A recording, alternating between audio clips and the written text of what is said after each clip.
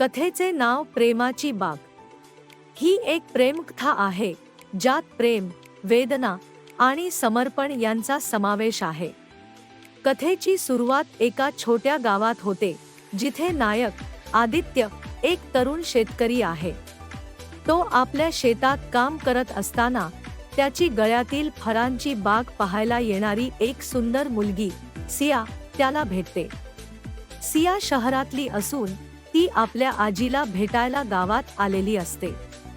आदित्य आणि सियात एक आकर्षण निर्माण होते आणि दोघे एकमेकांच्या प्रेमात पडतात, परंतु सियाच्या कुटुंबाला आदित्यच्या साध्या जीवनशैलीविषयी चिंता असते. सिया आणि आदित्यच्या प्रेमाच्या अडथळ्यांमुळे दोघेच अनेक दुःख सोसावे लागतात. एक दिवस सियाच्या कुटुंबाने तिला शहरात परत जाण्यासाठी सांगितले. आदित्य हताश होतो, पण तो सियाच्या प्रेमासाठी सर्व काही करण्याचे ठरवतो. त्याने शहरात जाऊन सियाला तिच्या कुटुंबाच्या मनावर प्रभाव टाकण्याचा प्रयत्न केला. अनेक संघर्षांनंतर सिया आपल्या कुटुंबाला आदित्यच्या प्रेमाची महत्त्वाची गोष्ट सांगते आणि शेवटी प्रेमाच्या शक्तीमुळे दोघे एकत्र येतात.